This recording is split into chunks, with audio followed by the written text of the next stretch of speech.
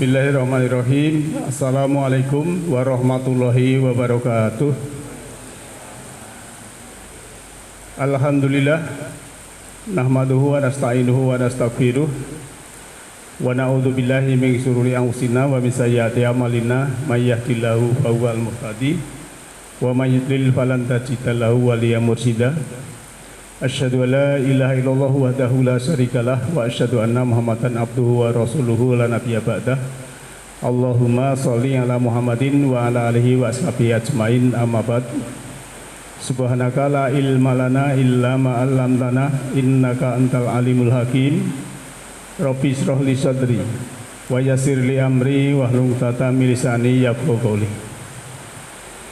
Kaum muslimin wal muslimat rahimakumullah. Ayah bunda yang saya hormati, kajian Majelis Taklim Nurul Huda yang insya Allah dirahmati oleh Allah Ta'ala. Senantiasalah kita bersyukur pada Allah Ta'ala bahwa pada malam hari ini kita masih diberikan keberlimpahan dalam kehidupan ini, baik berupa keselamatan, kesehatan, kenyamanan, kedamaian, keimanan, keislaman, bahkan kesejukan. Karena malam ini walaupun kemarau tapi kemarau basah, kita diberi keberkahan hujan yang lebat.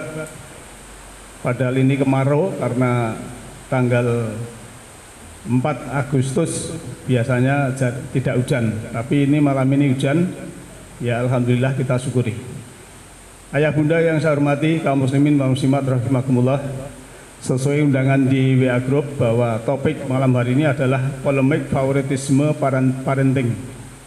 Jadi nanti kita akan membahas berselancar beranjang sana melihat keterangan dalam petunjuk Al-Quran yang berhubungan dengan kisah Nabi Yakub yang berhubungan juga dengan keluarganya.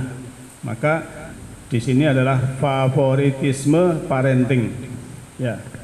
Jadi dalam kisah itu sebetulnya ya, itu kan drama keluarga ya. Jadi dalam drama keluarga Nabi Yakub itu dan putra-putranya, sebenarnya ini lebih seru ya dari sinetron manapun, baik itu drakor misalnya, drama Korea, tapi ini lebih seru sebenarnya kalau kita bisa melihat di Al-Qurannya ya. Coba kita kalau bisa membayangkan ya, seorang ayah dengan 12 anak laki-laki, salah satunya itu menjadi idola hati Pak, yaitu Yusuf, si bintang keluarga ini. Dan saudara-saudaranya saudaranya Yusuf ini sampai istilahnya ya iri lah, begitulah. Kadang juga menggerutu sama ayahnya. Wah, ayah itu lebih sayang sama Yusuf dan adiknya ya gitu kan. Itu kalau nanti kita dalam surat 8-nya ya. Maka mari kita pelajari apakah ini kasus pilih kasih klasik atau ada alasan tersembunyi. Ya. Bapak Ibu yang saya hormati, kita lihat dulu kalau kita baca Al-Quran dalam surah Yusuf ya, ayat 8 kita baca dulu. A'udzubillahi minasyaitonirrajim. Bismillahirrahmanirrahim. Idz qalu la Yusufu wa akhuhu ahabbu ilayya abina minna wa nahnu musbatun inna abana lagi ya dolalim mubin. Jadi saudara Yusuf ini berkata ya, ketika mereka berkata bahwa Yusuf dan saudaranya lebih dicintai pada bapak kita daripada kita ini, dan kita merasa keberatan, sungguhnya bapak kita berada dalam kesehatan yang nyata. Jadi ngarani bapak ini pilih kasih ya. Kok sing ditresnani kok Yusuf, kadang kan kelihatan seperti itu ya. Ya. Nah, kenapa seperti itu? Ya kita melihat Yusuf dulu ya. Yusuf itu kan dari kata wasofa, yausufu, yusufu. Secara bahasa artinya adalah estimasi, memandang jauh, prediksi, atau kemungkinan ya, menafsirkan mimpi, membuat prediksi, dan juga membiasakan berpikir hak logis ya. Ini sebagai kitab yang nyata atau kitab mubin ya. Nanti kita lihat dalam surat Yusuf juga ayat 1 sampai 3 itu. Nanti ada kisahnya ya. Nabi Yusuf bermimpi itu dalam 4 sampai 6, dan Yusuf dengan saudara-saudaranya itu dalam surat Yusuf juga ayat 7 sampai 19. Dan juga nanti Yusuf itu mendapat godaan ya, itu dalam surat Yusuf juga ayat sampai 29. Kemudian nanti Yusuf juga di penjara, nanti ayatnya juga ada, dan dakwah Yusuf dalam penjara, kemudian mentakwilkan mimpi, kemudian Yusuf ini dibebaskan, kemudian Yusuf ini nanti akan bertemu dengan saudara-saudaranya, maka nanti kita bisa mengambil pelajaran beberapa hal yang akan kita pelajari. Walaupun ini nanti mungkin berseri ya, sekali pertemuan ini mungkin tidak selesai. Nah, secara konsep ya, bahwa kisah Yusuf ini nanti kita bisa mampu membuat konklusi atau kesimpulan ya, bahwa Yakub seorang ayah ya, dan nanti kita bisa membuat sebuah estimasi atau prediksi. Kesimpulan antara lain adalah Yakub itu nanti saking tresnane sama Yusuf sampai dia itu menangis ya, mungkin berhari-hari sampai matanya itu juga putih dan lain sebagainya. Nah, Bapak Ibu yang saya hormati, kita buka sekarang ya ayat ini, surat Yusuf, kita buka ya ayat 4 dulu ya. A'udzubillahi minasyaitonirrajim. Bismillahirrahmanirrahim. Idz qala Yusufu li abihi ya abati inni ra'aitu ahada asyara kaukaban wasyamsa wal qamara ra'aituhum li sajidin. Yusuf ini berkata pada ayahnya, ya bapakku, sesungguhnya aku melihat ya, yaitu ahada asyara 11 kaukab itu bisa planet, bisa bintang ya, wasamsa dan matahari, wal qamara dan bulan, semua itu bersujud kepadaku. Jadi Yusuf ini istilahnya mimpi waktu masih kecil, masih muda ya, beliau ini sudah mimpi cerita sama ayahnya bahwa ada 11 kaukab itu ada yang mengartikan planet-planet ya. Bisa juga ada yang mengartikan bintang, yang intinya itu benda langit. Mimpinya itu benda langit ya, 11. Kemudian ada matahari dan bulan itu bersujud kepadaku, kepada Yusuf. Nah, lantas jawab ayahnya apa? Ya, jawab ayahnya begini, qala ya bunaya la taksus ya, ru'yaka ala ihwatika. Berkata bapaknya, hai Yusuf, yang kau lihat itu jangan kau ceritakan kepada saudara-saudaramu. Lalu mereka nanti kalau diceritakan nanti akan membuat tipu daya ya, karena sesungguhnya setan itu adalah musuh yang nyata ya. Fayakidu laka kaida inna syaitona lil insani aduwwum mubin.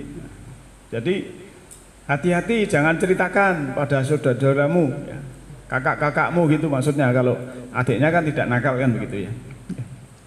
Biasanya kalau masih punya adik kecil itu yang nakal kakaknya biasanya gitu. Tapi kalau wis padha tuwane ya iso sing ngadine sing nakal ya iso kan itu. Ya. Jadi ini bapaknya ini memang melarang supaya jangan cerita kepada saudara-saudaramu. Kemudian wa kadzalika yajbika rabbuka wa yu'allimuka min ta'wil lil ahadits wa yutimu nikmatahu alaika. Dan demikianlah Tuhanmu telah memilihmu serta mengajarmu dari takwil atau pengertian perkabaran dan menyempurnakan nikmatnya atasmu. Ya, wa alayya ala Yakub, dan juga kepada ya keluarga Yakub ya. Kama atammaha ala ya abawaika min qabl, yaitu min qablu Ibrahim wa Ishaq inna rabbaka alimun hakim.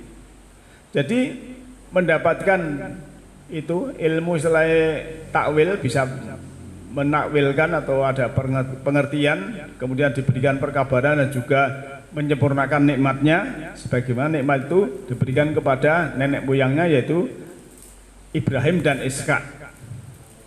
Sesungguhnya Allah itu maha mengetahui lagi maha bijaksana. Nah, ini dialog seorang ayah dan seorang anak.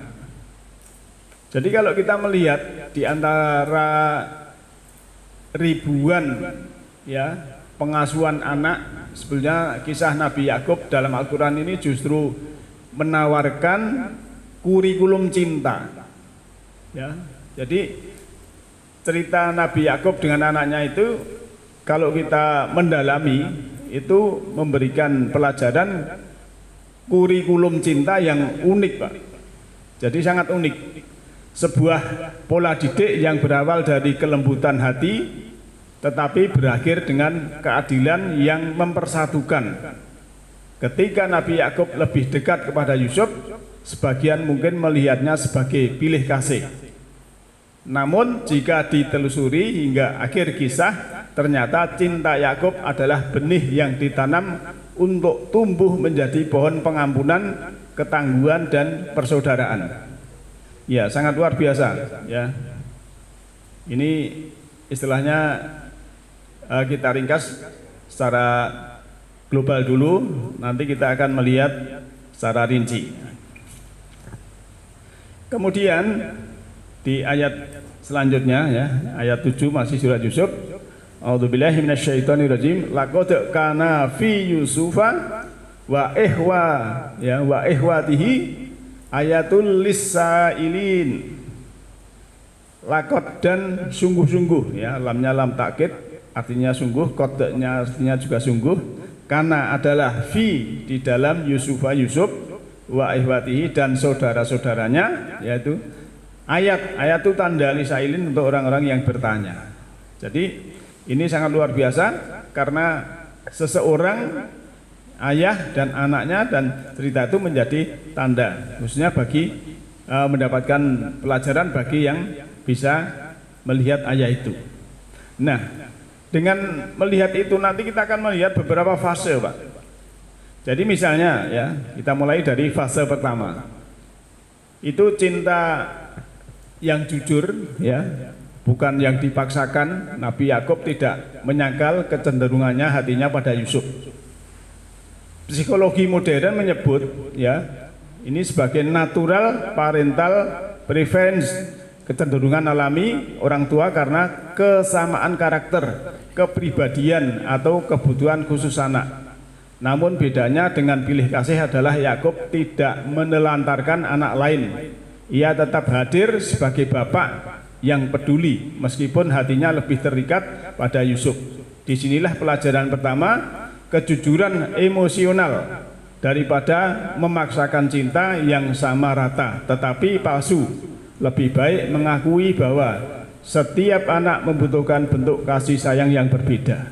Nah, ini memang orang tua harus bijaksana, Pak, khususnya bapak ibu yang punya anak lebih dari 2 ya. Kalau cuma dua itu gampang. Wis anune apa diparo para loro gampang ya ta pokoke. Kaya Pak Ahmadi iki wis loro wedok kabeh ora masalah wis. Iki tak para loro. Pekarangane para loro. Ya. Pekarangan bagi dua, sawah bagi dua. Tabung aku bagi dua, rampung. Ya. Tapi lebih dari dua lah itu. Apalagi laki semua atau perempuan semua ya gitu. Jadi cara apa itu mengasihi juga lebih mudah kalau dua itu ya. Maka sebetulnya ya kalau anak itu perbedaan laki dan perempuan, mungkin bapak kalau yang punya anak cuma laki-laki itu tidak merasakan punya anak perempuan itu berbeda Pak rasanya. Jadi misalnya Pak Solikun ini ada anak wedok misalnya tidak punya anak perempuan itu mungkin ya belum merasakan seperti Pak Ahmadi yang punya anak perempuan misalnya. Termasuk Mas Tarno itu tidak punya anak perempuan berbeda. Ya, nanti yang alami yang punya anak perempuan tuh ya. Sampai sekolah kudu ya. Misalnya saya ini kalau anak laki-laki ya, misalnya kuliah di Surabaya, itu ke sana juga daftar ulang, terus besok sudah cari kos sendiri apa sendiri, selesai nanti ke sana lagi setelah wisuda cuma 2 kali. Tapi kalau anak perempuan Pak, ya kuliah cuma di Solo ya. Tapi jurusan medis kan harus praktek di Sragen mencarikan kos ya, ngawasi, Mbolong, Boyolali, Klaten dan lain sebagainya. Keliling itu harus seperti itu. Belum nanti masih ya mencarikan ini dan lain sebagainya. Berbeda kalau anak laki-laki memang agak longgar gitu. Maka dalam sejarah kan ada itu ya. Nabi mengatakan bahwa orang yang punya anak perempuan 2 kemudian bisa mendidik baik, ini baik dan sebagainya, nanti mendapatkan istilahnya jannah. Jadi ada kedamaian yang indah itu. Iya memang kalau mendidik anak bisa baik itu kan ada kesejukan, ada keindahan, ada kedamaian, ada kesenangan. Jadi suasana itu suasana jannah begitu ya. Nah ini maka ini cerita justru malah luar biasa. 12 laki semua kalau ceritanya di dalam sini ya. Dan nanti beberapa ayat yang mungkin nanti kalau sudah pakai kita tampilkan ya. Dan dalam cinta itu kan perlu diuji ya, mesti ada uji ya, bukan istilahnya menyakiti ya. Maka ketika Yusuf hilang ya, Nabi Yakub ini tidak mengutuk anak-anaknya yang diduga bersalah Pak. Nek penjenengan mungkin wis ya mungkin ya di tekan omah digebuki. Apus-apus niki bajune Yusuf enten getahe serigala misalnya gitu. Padahal dilebokke sumur ngapusi kan gitu. Nah, tapi bapaknya ini apa?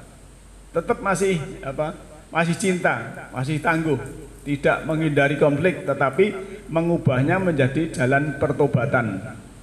Nah, ini dalam penelitian modern Pak, secara konteks, secara pragmatisnya ya, konteks kekinian maksud saya, itu menunjukkan bahwa ya sering muncul dalam hal keluarga itu sesuatu yang perlu kebijaksanaan dalam kita memberikan perbedaan perlakuan.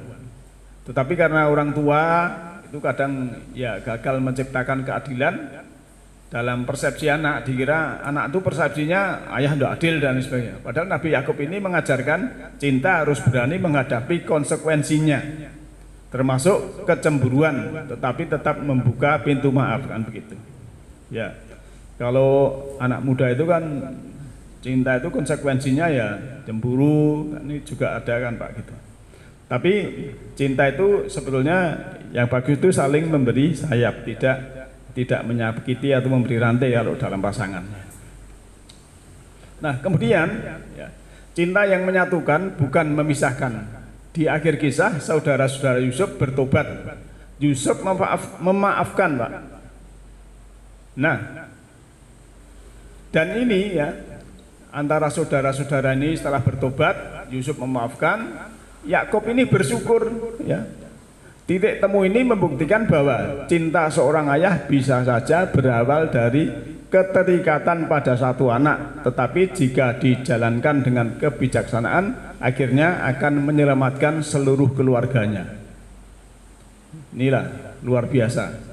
Dalam teori family system menyatakan bahwa dinamika keluarga adalah jaringan kompleks. Dan Nabi Yakub mengajarkan cinta tidak harus dimulai dengan adil, tetapi harus berakhir dengan memulihkan. Jadi di sini kurikulum cinta yang tak sempurna tetapi berkah. Kisah Yakub mengajarkan bahwa pengasuhan bukan tentang menjadi orang tua yang sempurna, tetapi tentang mengubah kelemahan cinta menjadi kekuatan. Ia tidak menyangkal ketidaksempurnaannya, tetapi justru itu yang membuat anak-anaknya belajar. Nah, luar biasa ini. Seorang Yakub ya seperti itu. Dan di sini kalau kita melihat nanti ya, ayatnya kita tampilkan besok kalau kita pakai layar ya.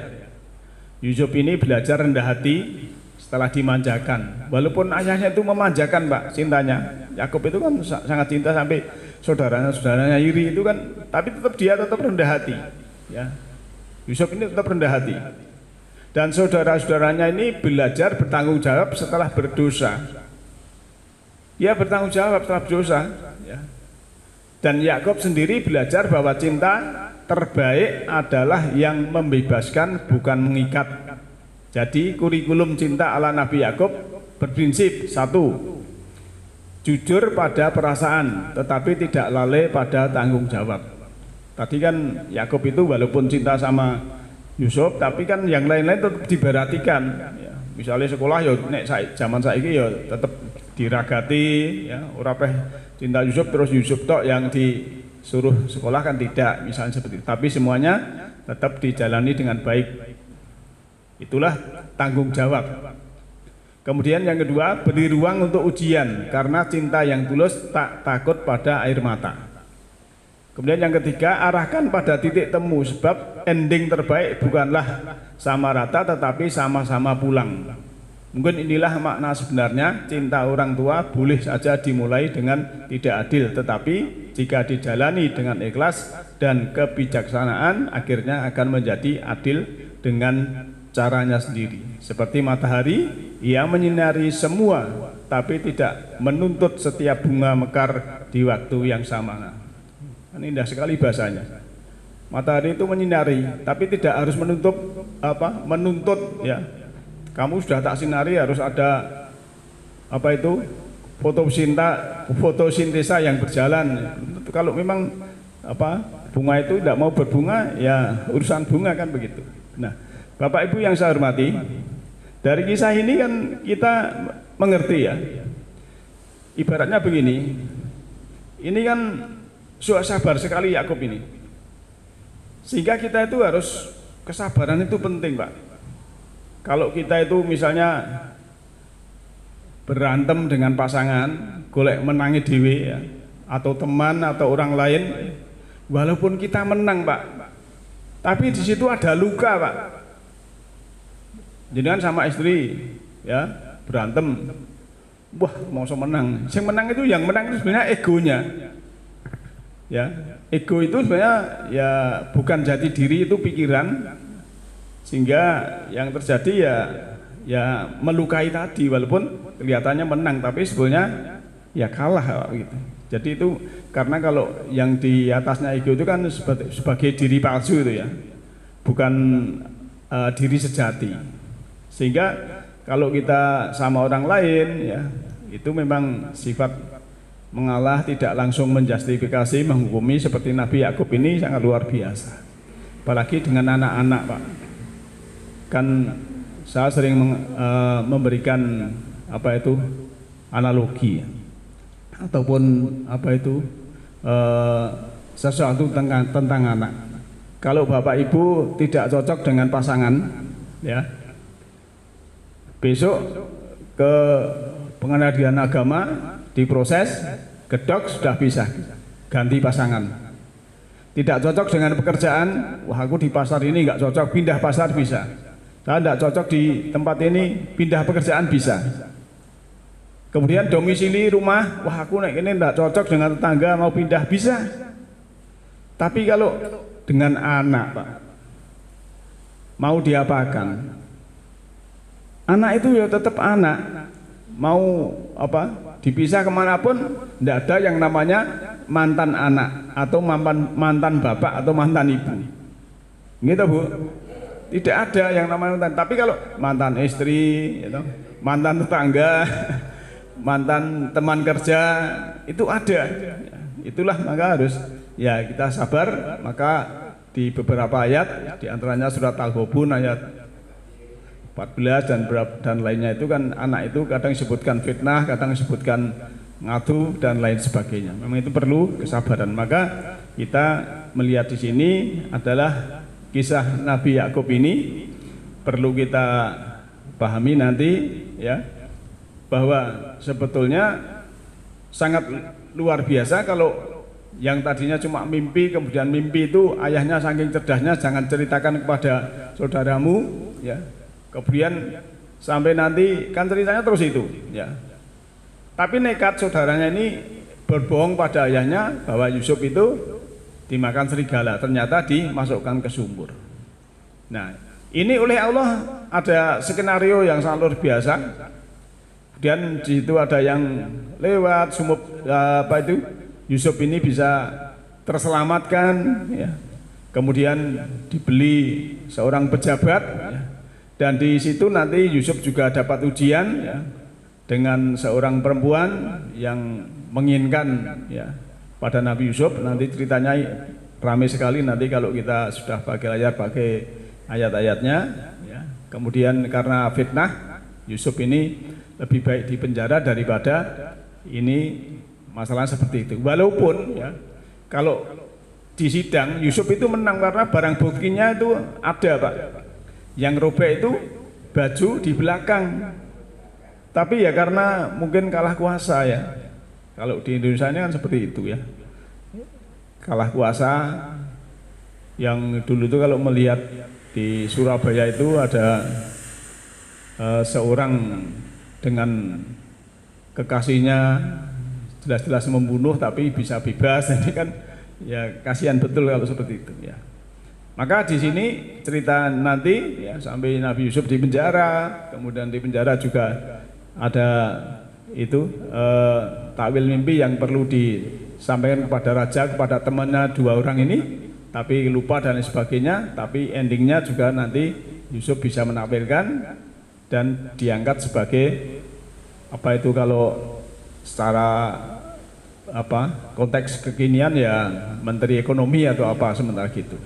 Jadi terus sampai itu. Nah, nanti akan ada yang namanya ya pelajaran-pelajaran yang terlalu banyak di dalam kisah-kisah ini.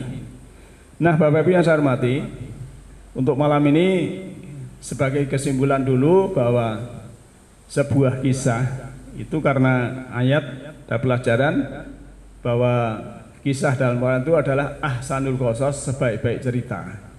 Nah, nama cerita itu tergantung kita yang memahami pelajaran apa yang terdapat dalam cerita itu. Jadi kalau kita cuma wah dapat cerita tok ya wes, tapi harus kita mengalami seperti Yusuf.